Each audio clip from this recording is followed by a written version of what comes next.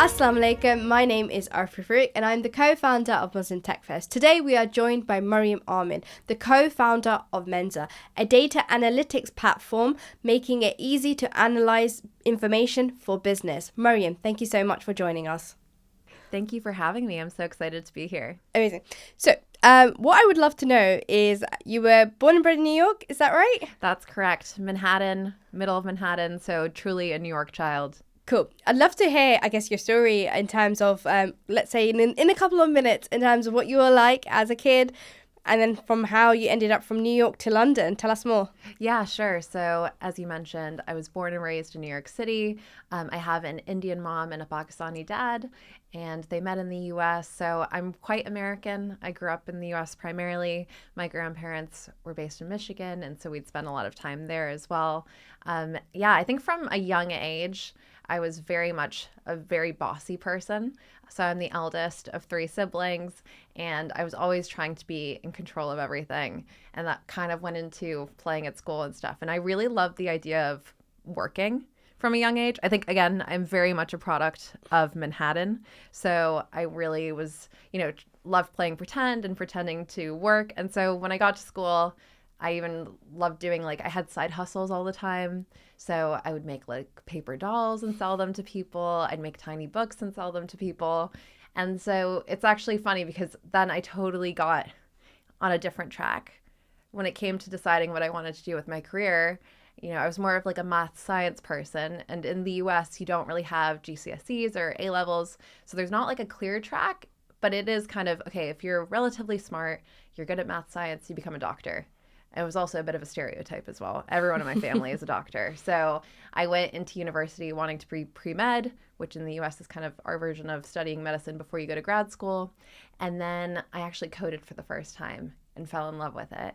And so I was like, okay, I really want to focus on this coding thing because I want to continue to do something in medicine, but I can see the impact that biotech might have or med tech, and I really want to be at the forefront of that. And so I started looking at different options for a university to transfer to that was more specialized in computer science. And I thought, it would be kind of cool to see what options there are internationally. It was a very random decision, to be completely honest with you, but I loved London. And so I thought, let me just apply. So I applied, and I really focused on King's in particular, King's College London. Virginia Woolf and John Keats had gone there, which is not really relevant to the computer science degree, but I was like, I know who they are. That's pretty cool. And so when I got in, it was kind of an immediate, okay, let me go. I had never seen the university campus at all. And so I got on a plane, came over, and I've been here ever since. How long has that been now? Wow, almost 8 years now. Wow. Yeah, so it's been a while. It's flown so quickly. I need to start practicing for the citizenship test. Oh gosh, I hear it's quite hard actually. Yeah, if you were to test me, I wouldn't get any of the answers. It's some really niche stuff that unless thankfully I do love a little historical fiction. So I have all of Henry VIII's wives on lock. Yeah, I remember in primary school there used to be a song. Yeah. Beheaded, survived, divorced, something. It's quite funny. Okay, so you got to King's. You did was it your undergrad at the time? Yeah, I did my undergrad. I studied computer science with management at King's. Okay, so you finished university, you've graduated. Now what happens?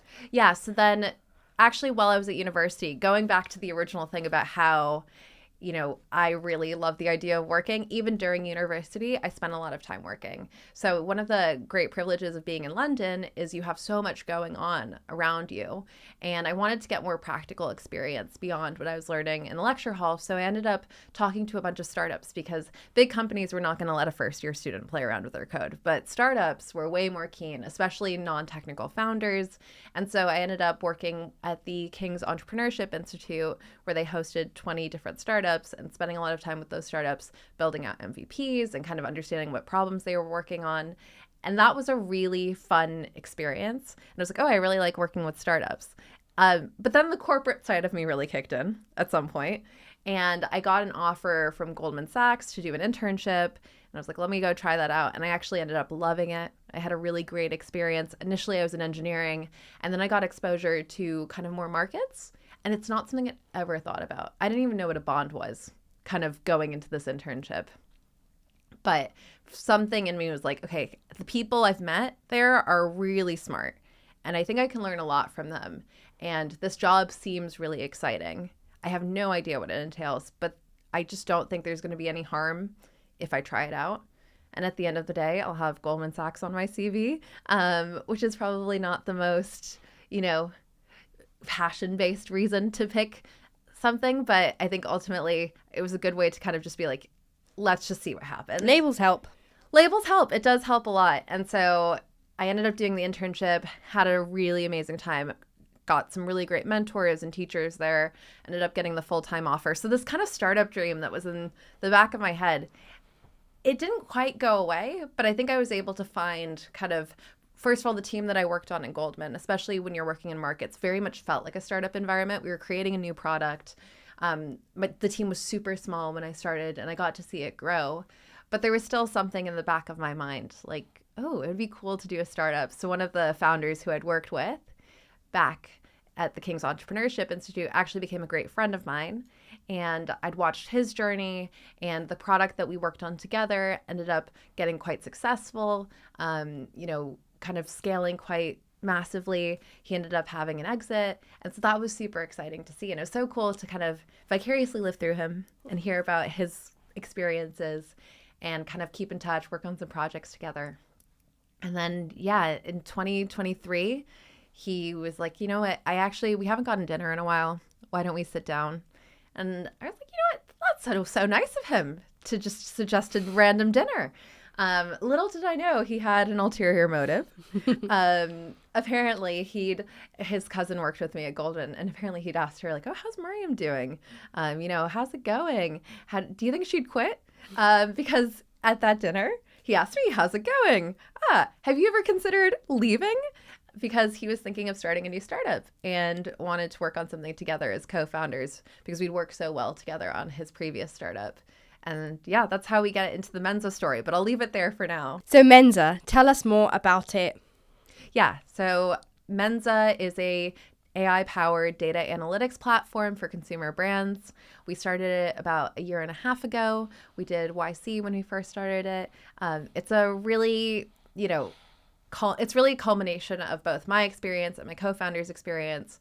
So for me personally, I worked in a large enterprise, and as a technical person working in a non-technical role, I noticed there was a massive gap between kind of the commercial side and the business understanding of what we needed to make data-driven decisions, and then that data actually sitting within engineering and the ability to make those decisions sitting with engineering. And so when I spoke to Gossam, my now co-founder, he said he had a very similar experience when building his previous company, as someone who didn't really know how to do data analysis but needed to make data-driven decisions. And so with LLMs, we realized there's a really great potential here to empower non-technical users to make more data-driven decisions. And so we started to talk to users, spend a lot of time with them, understand their problems. And we found that consumer brands in particular are built by amazingly passionate founders and leadership teams who know their space really well. But when it comes down to the data, and they're collecting so much data because they're selling directly to consumers, they don't know how to crack into it, especially since over 80% of that data is unstructured, whether it's through social media or email, phone calls, etc. And so that's kind of how we landed here. And effectively the way Menza works is we take all of our customers' data, so whether it's structured or unstructured, centralize it in one place, clean it up using AI, because the big principle with data is garbage in, garbage out. So we like to clean up that garbage a little bit, maybe put some stuff in recycling. And then we use AI to analyze that data and help our customers to be able to build dashboards and reports using drag and drop. So no code, no SQL. They can tell it what they want it to create. They can kind of do it hands off, let the AI create dashboards for them, and then off the back of that, do workflow automations using AI. You guys joined YC. Tell me more about kind of what made you go, right, we want to go to YC, apply. Yeah, so the mindset behind wanting to go to YC and even applying in the first place, to be honest, it came from initially with the first company Shortly.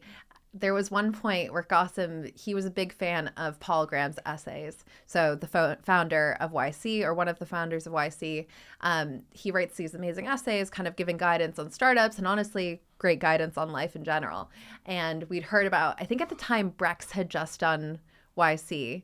And so you heard about these young college age kids, who dropped out and were doing this kind of program out in California and had built this big company. And so Gossam was like, Mariam, what if we dropped out and went to YC? And I said, Gossam, my parents are Asian. There is no way. And you're in medical school. There's no way our parents are going to let us drop out of university.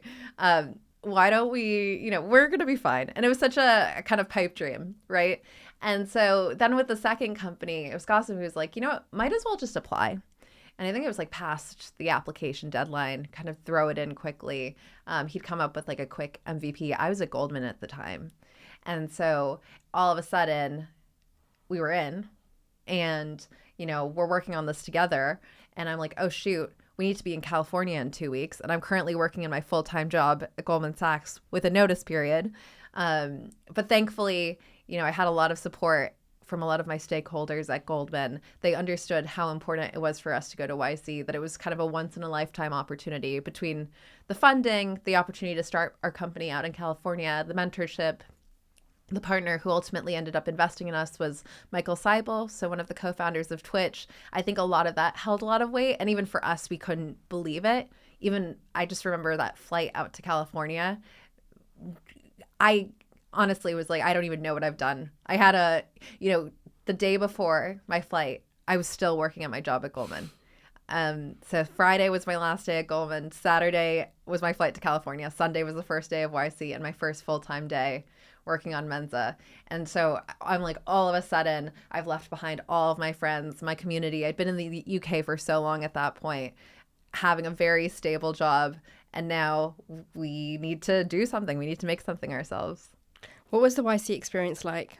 Yeah, it's so great. I think there are a lot of kind of misconceptions about it, and I didn't really know what it entailed until I actually got there. It's actually quite a hands-off experience. So they're really focused on you actually building your company, which makes sense. So a lot of the day-to-day is you working. We were working from home for the most part, doing like kind of the early days of building. And then once a week, we'd have a session either one-on-one with our partners. So me and Gossam sitting with 3 of our partners, or we would sit with a broader group and a couple more partners with people who have similar companies. And there would also be different events, great ways to kind of network with other founders. I think that was kind of the key asset when it comes to YC was the network that you get with it. Especially personally, I'm a first-time founder. I'm so beyond grateful to have a co-founder who's a second-time founder and has so much experience. But I think even he can attest to the fact that being a founder is such an isolating experience. You're often wondering, okay, how do I do this? How do I think about this? I feel like I'm the only person going through it. And so when you're at YC, you're with so many people going through the exact same experience. And even in our group sessions, if I'm going through something, they'll be like, oh, well, that team over there went through it 2 weeks ago. Why don't you talk to them? And then they can kind of give me guidance. And so that was really special. And then obviously the mentorship was really amazing from successful founders, who either had really big exits or run very large companies from the ground up. And I don't know, it's kind of it made it really real, I guess, in a way. It was kind of surreal to be in a place where the whole city is so dedicated to startups. And that was such a great way to start our company. I love San Francisco. It just has just a certain kind of edge, and it's just amazing. Yeah. Have you done a driverless car yet? Oh, yeah. That was so this time around when we did Muslim Tech Fest, it was the number one thing where I was like, I have to go in a Waymo. I called up my friend because I needed an American number to sign up. And yeah, I mean, yes, guys, I put my toddler in a self-driving car. You're a cool mom. I tried to get my mom to go with me and she was like, absolutely not. It was so cool. I was so gassed, literally. It was just it's that thing of when you were a kid and you used to watch the Jetsons and all these kind of cartoons, and just seeing it with my own eyes, it was just incredible. I know. I very much think of, okay, this is a bit of a weird analogy, but I think I've lived in San Francisco, New York, and London. And what I love about London is it's very much a city of the past. There's so much rich history. You're walking around, you see a sign, and it's like King George the blah, blah, blah has done this at this spot. And you're like, oh my God. And New York is very much about the present, where you're like, go, go, go, focus on what's right in front of you. You don't have time to think about anything else. And San Francisco is very much a city of the future. They're constantly thinking ahead of, in a way that's almost insane sometimes. I mean, who was like, we need to have driverless cars, or, getting, little drones that deliver your groceries. But it's just a very wildly different experience. I would tell people back in London, did you know there are driverless cars in San Francisco? And they're like, no way, that's science fiction. So it is a really surreal experience. I really like that analogy. So it seems like YC kind of gave the big push in a way, but if you weren't doing what you were doing today, what do you think you would be doing now? Oh, that's such a great question. I guess practically, I'd probably still be working in finance. I think in like an alternative universe, I would be a doctor, most likely. If I was really to go wild, I think my dream job would be to be like a recipe developer. I grew up on the Food Network, so watching like Ina Garten. And so that would be like a big passion, maybe if I didn't have Asian parents. Very cool. Okay, so a lot of people, what advice would you give to kind of aspiring entrepreneurs, especially aspiring entrepreneurs that might be applying for YC? Okay, so I would say if I were to give advice to an aspiring entrepreneur, I would tell them, and Nike, don't sue me, but just do it. I think that's kind of the best advice I can give. And even my own personal experience, I really had to get pushed to just do it. For us, it was getting into YC. That was kind of the catalyst. But whether you're even if you're in your current job, you can still use that extra time at the end of the day, whether it's 5 minutes, 10 minutes, whatever. You can even, while you're eating dinner, start building something. Start talking to people, actually, more importantly. You can start fleshing out an idea. And when you start to get that validation, that might be the push that you need to, I'm not saying just quit your job with nothing, but you can already start to work on something no matter what you're doing. I talk to students all the time, which I completely admire students who run their companies because they're already so busy. But it's so inspiring because I think when you're young, you have more of that inclination to just do stuff and get creative and have fun. And I think it's really important. Obviously, a business is super serious and there's a lot of weight to it, but there is that kind of exciting element of a startup is you can just make what you want out of it. I feel like now is the perfect time to be a founder because of things like AI. Absolutely. I mean, I don't even know if you need to study computer science anymore. Anyone can code now, or, even come up with a basic MVP to show people, come up with questions to ask people. I still think you need to talk to people, by the way. That's something I've heard quite a bit is people talk to AI to do user interviews. But I think up until that, there's so much you can accomplish with AI. I felt like 10 years ago, a lot of people used to always ask me, I need a technical co-founder. Yeah. Now when they come and ask me that, I look at them and I'm like, go build your product. Go build Absolutely. the MVP. Absolutely. There's kind of no excuse anymore. 100%. How do you see AI evolving in the next 5 years? That's a great question. So how do I see AI evolving in the next 5 years? I'm honestly afraid to even try to take a stab at it because I feel like a lot of my previous predictions have happened so much faster than even I expected. But it's crazy to see founders of companies like OpenAI or Anthropic, some of the biggest AI companies, still be so shocked themselves about how quickly things are moving. My hope is that AI will become way more accessible in terms of our day-to-day, especially for non-technical users. I'm hoping that it remains something that is used for good and that, ultimately, I think there's a lot of fear around this kind of technology. And so I'm hoping that people are very intentional with the way that they develop AI and think about the greater good that it can provide. So, yeah, but I have always been thrown for a loop whenever something new comes out. I mean, there is a new model that came out yesterday. There's apparently a new one coming out in the next couple of days. Even for us as a technology company, we're constantly trying to keep up. What would you say are the intentional things that we can do or builders can do in terms of how we use our AI, how we build AI so that it is actually serving society in a good way? That's a really great question. So in terms of how people can think about AI when they're building AI and think about kind of the values that they apply to it and build it for good, I guess, ultimately, for me, I can only speak from my own personal experience and what I hope is the right way to approach it. I think for us, we were very clear about what our values are from the beginning. And this is kind of topically, my co-founder and I are both Muslim, which is a complete coincidence. And our founding engineer is also Muslim as well. So we have a lot of shared values and principles. So when we're going into kind of thinking about building or even customer relationships, we have a very clear guidance in terms of what we consider to be right and wrong, or to be kind of an ethical gray area. And even if we're kind of questioning, okay, is this something we should be enabling or not? We really have those conversations very openly, and we're very open to debate and kind of hearing out all of the potential implications. So I think that kind of extra thought work that you put into it, because I think there's kind of the engineer mindset, which is I just want to make stuff and go crazy. And it's so exciting, right? Because we're all so capable of creating so much. But it's just kind of taking that step back, especially as a business leader and as a founder, to really think about what the implications of what you're putting out there is. I think it's something that's so important when it comes to kind of, building and that consideration, because you can make one decision and it can make lots of money, but if it's harming society, is it worth it, right? Yeah, absolutely. Okay, tell me about an industry trend or something really cool out there that people should know about. Oh, yeah. Okay, so one industry trend that I think is really cool, or that people should know about. So there are kind of two industries that we fall into. So I can kind of tackle both of them. In terms of technology, I think we hit on it a bit earlier, but I love that non-technical people are becoming technical now and creating technology. I think there's so much value to that.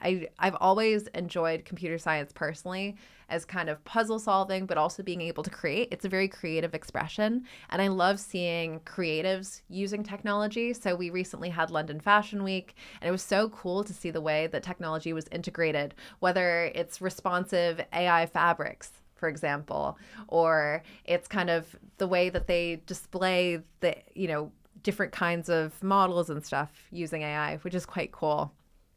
On the other side, so we work with consumer brands. And something that I think is really cool and very important is we're really seeing the power of the consumer when it comes to consumer brands. So we see that people really care about ethics when they're making purchases. They have purchasing power, and it's been really amazing to see, definitely over the past year, and I hope going forward, kind of the implications of that, whether it's in terms of sustainability. For example, Wild just had a major acquisition by Unilever, and to see a sustainable brand, and it's kind of, they're a bit of an outlier. Sorry. They're a bit of an outlier in the fact that they're a reusable product, and, maybe it's a bit more of an investment, but people are willing to make that investment. Or, when it comes to what's happening in the Middle East, with people purchasing things like Salam's Cola rather than other brands which maybe don't align with their own ethical values. I think it's really important that brands are aware of that, and they understand how their users or customers view them. And it's really important for consumers to know the power that they have and to continue to use their purchasing power. Yeah, no, I think that's a really, really important point, because we do have the power. And I think once people realize that they have the power, then that's what can open up the world in a way and make the world a better place. Absolutely. You're speaking at Muslim Tech Fest about the importance of a corporate career in building a startup. Why do you think this is quite an important topic? Yeah, so I'm speaking at Muslim Tech Fest about having a corporate career and how important it is to building a startup. I really wanted to talk about that because I had the personal experience of working in a corporate environment and then transitioning to a startup. And I had the initial anxiety of, how do I do that?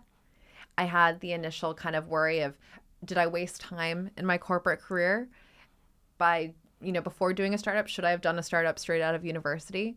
But I have realized now as a founder the value that my corporate career had for my own startup experience. And I also got to see how it is actually very possible to go from corporate to startups.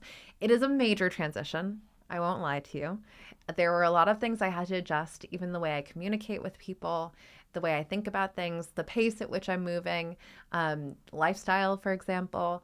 But my hope is that I can share with other people my personal experience and show them that it's very possible and how to do it themselves by sharing my own story. I feel like these days, again, going back to the whole thing of kind of no code, etc., especially students, everyone's very excited. It's very glitzy and glamour to go work in a startup that almost actually it's become obsolete to go on a graduate scheme, etc. What would you say to those people that are kind of considering making that decision? Yeah, that's a great question. I think it's really important to actually spend time talking to founders or talking to people who work at startups and corporates as well. And it really is important to understand what your motivations are. So for me personally, I was someone who needed to learn how to work in a corporate environment, how to, learn discipline. I was working on a trading floor. I was at my desk at 7 a.m. every morning, working 12, 14 hours a day. I'm not saying anyone else has to do that, but it was really good for me to learn how to do that, how to deal with stakeholders, manage politics. That's been so important to me. So that was something I knew I needed a little bit of growing up before I could start my own company. I was quite green. And now, kind of as a leader, it's important to know what kind of management styles also work with people, having had a manager. I think it's also important that there is kind of this idealized, glamorized version of being a startup founder that's out there. And I'm going to be really realistic. It is a very different experience. I mentioned earlier, I alluded to the fact that it's a lifestyle change. For example, I took a significant pay cut. And I'm so glad that I had that time to kind of build up my own personal capital, my own safety net before doing a startup. I think it's important for people to think about, for example, I was an international student. I needed someone to sponsor my visa. That is a real reality for people who live here in the UK or, anywhere really where they're an international person. There are things like, if you need to support a family member, it's harder to do that when you don't have as much disposable cash. These are things that I think are really important to consider. If you're someone who appreciates a work-life balance, for example, you do not get that in a startup, especially if you're trying to build a billion-dollar company. Especially in tech, you can constantly be on, constantly talking to people. You lose a lot of your social life to things like events and networking and sales. There's kind of so much. So I would say if you're going to get started, talk to people, and most importantly, do a little bit of that internal work and figure out what your motivations are when you're deciding what path makes most sense for you.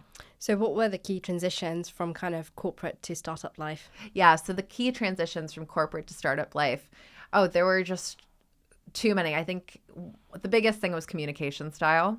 So I studied computer science and I came from startups, and then I had to unlearn a lot of that when I got to working in banking, and specifically working in banking in the UK. I had to learn, how to very politely describe things before getting to things. I've always had a very direct communication style. I'm very American. And that in a corporate world, you really need to think about how you say things, and you have to think about how stakeholders think about things and politics and what's the hierarchy and how do I fit within that. These are all things that when I got to YC, there was a very different way of speaking about things. First of all, that's a very American experience. So it's a very deeply startup, a very intense, saturated version of it. But I even think of you have meetings upon meetings and stuff like that in a corporate environment, or you have kind of stakeholders, or even I had a manager who, if I didn't know what to do, I could go to. And now I am that person for myself. I'm so lucky to have a co-founder so we can bounce things off of each other. But at the end of the day, he's not my boss, right? It's my ultimate decision. Whereas when I was a junior, I had layers and layers of bosses that I could go to, or people who were more senior. I think what's funny, though, is I really felt this initial world shift, and I felt like everything turned upside down. But I've now realized how similar corporate life is to startups. So, for example, the politics and kind of the stakeholder management, people always say, oh, well, I don't want to do corporate because I don't like politics. But startups have so much politics. And a lot of drama. Yeah, there's some great startup tea if you ever need a bit of entertainment. But especially if you're VC backed, investors are major stakeholders you need to manage. Then you have to manage your customers. You have to manage so many different incentives. And I honestly don't think I would have known how to do that if I didn't get the corporate experience, and to see people who'd mastered it do it right in front of me. Why do you think events like Muslim Tech Fest are important? I think events like Muslim Tech Fest are extremely important because especially as we're a growing community within the tech environment, it's so important to have a space where you have shared values with people. You have people you can communicate, commiserate with sometimes, but also celebrate with. There are still a lot of challenges that Muslims face in the work environment. And I think even just any kind of minority group.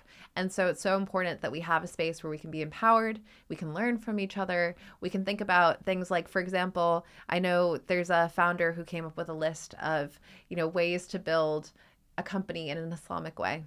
And I really found that so important because there shouldn't be anything prohibitive when creating your company.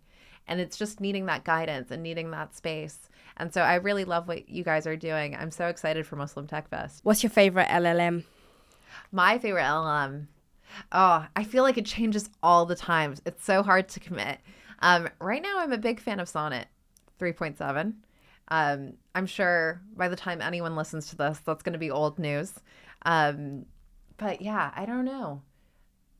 I'm trying to think. Actually, I'm a huge fan of some of Mistral's models, and it's a great way for me to practice my French. What do you think of LLM models in different languages that are kind of starting to evolve, and how important they are, or are they? I think it's so important. I think global accessibility to technologies like this is, it makes a difference of certain countries being left behind or certain people. For example, I'm, personally South Asian, and I know there's a lot of work going into developing these models in Urdu and Hindi, and there are a lot of people who are volunteering their time to efforts like that. And I think that's so amazing because we have so many great technologists in countries like India and Pakistan. Why should they be left behind because they don't understand the language that LLMs are built in?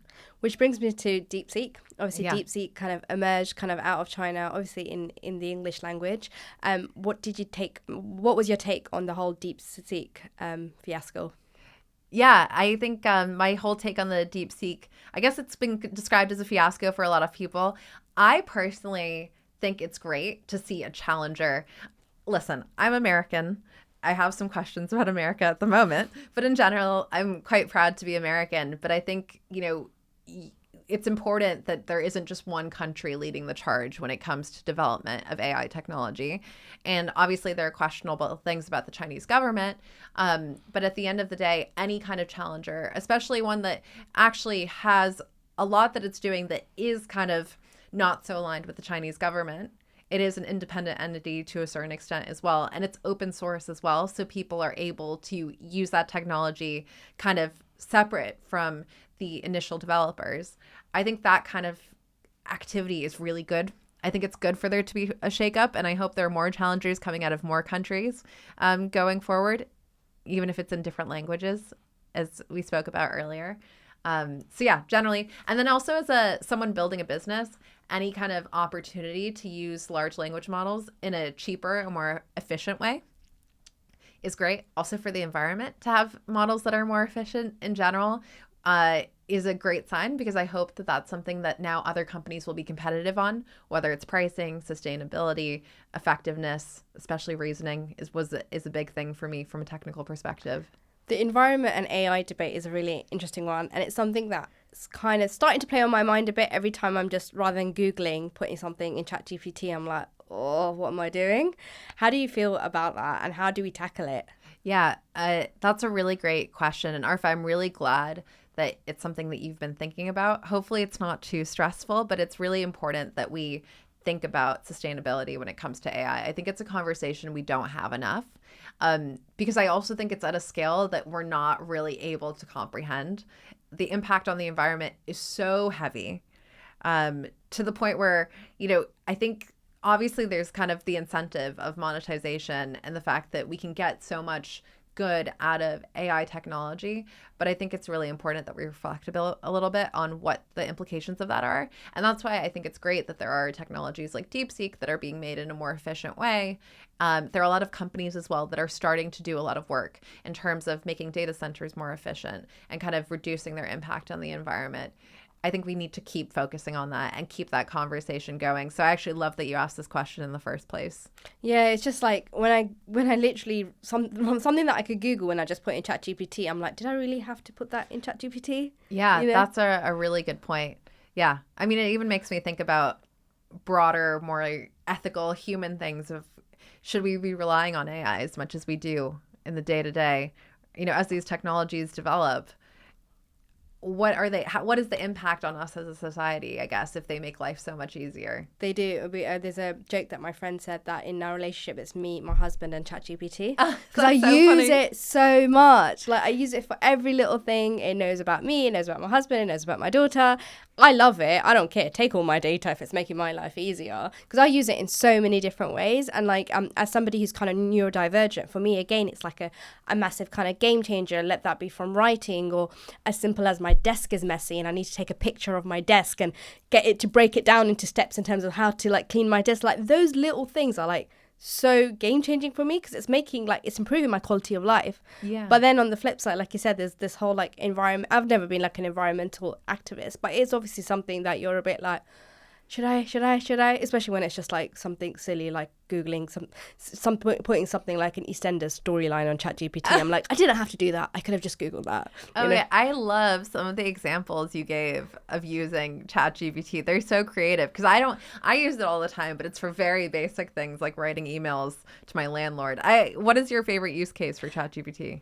It's actually using it with my daughter. So really? Yeah, so with my daughter, when she was probably about a year ago. So this was even before the voice model, where we would like create an image, and then she'll be like, oh, duck and giraffe, and then we'd create an image of duck and giraffe on the slide. So when she hears now the ChatGPT voice, she goes, oh, Mama ChatGPT. Wow. So like, I'm like already getting her like quite like tech savvy and stuff. But I've always been like that. I was like that with my nephew 10 years ago as well. Like, I love introducing like technology to kids, because I just think it can really kind of push them in kind of creative ways. But then my worry is when she's older, and if there's something inappropriate she wants to ask, could she go and ask that to ChatGPT? And then how would I control that side of things, Yeah, that's a really great point. First of all, I love that you're exposing her to these technologies at such a young age. I think that inspires so much. And honestly, like from a personal level, I even attribute the fact that I got into computer science to the fact that my dad was a big tech nerd and had a computer in the house and made sure I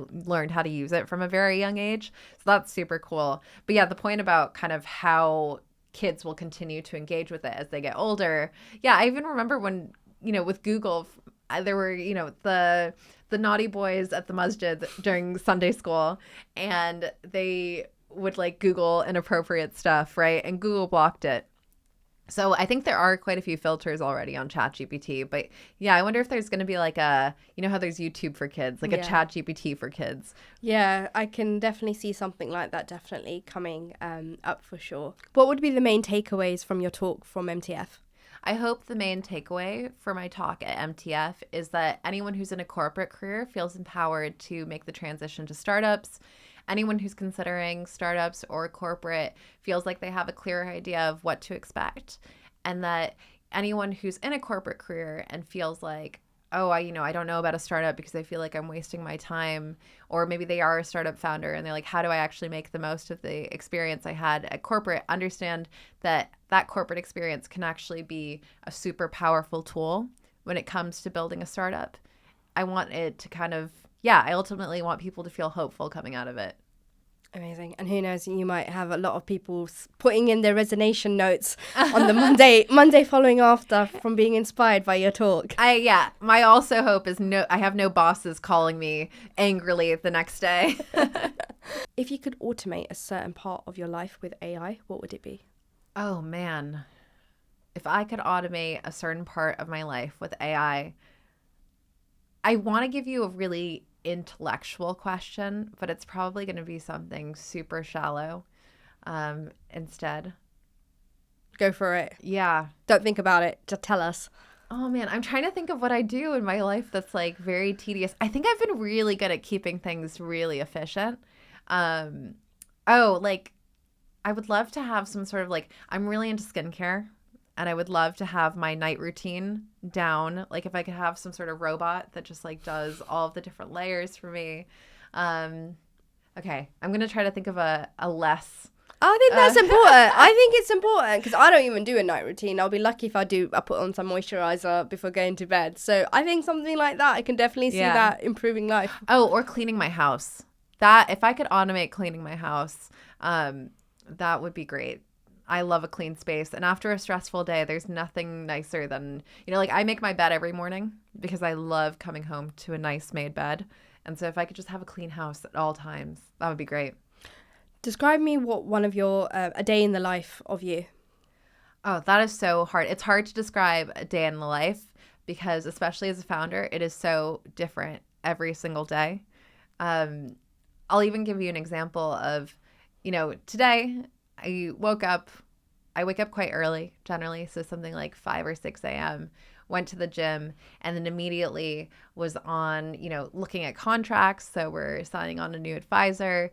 I was, writing some code. I was looking at messages from users, checking emails. I have a call with someone in the US later tonight. So just clearing my schedule a bit because I had plans for later so that I had to kind of reschedule. Then I came over here to record the podcast. That's a bit different. And then for the rest of the day, I have a bunch of calls. So yeah, it will be day by day, something super different, especially now that I'm working with consumer brands. I'm spending a lot of time as well, getting to know them and getting to know what they're working on. So for example, I was working with a perfume brand and I went into their store to kind of see what kind of what goes into making a perfume. That was quite fun. That's so interesting. Yeah. I would say otherwise it's mostly just sitting at my desk at home, coding or emailing. I think that is literally what day in the life of founder is, because I've had similar where one day it was I was just interviewing back to back, and then I was like trying to cook dinner in between, like chopping my onions in the morning, then like at lunchtime going to do that in between the like 15 half an hour that I had here and there. And then the next day was completely the opposite, where I was all over London. I also did like go do like a podcast thing, and you're just like, this is so random. Well, and I don't even know how you do it because you're a founder and you're a mom as well to a young child. I have a lot of barka in my life. But yeah, Mariam, thank you so much for joining us, and everybody, please, we cannot wait to have you at Muslim Tech Fest and share your key takeaways. Thank you so much. Thank you so much for having me. I can't wait for Muslim Tech Fest.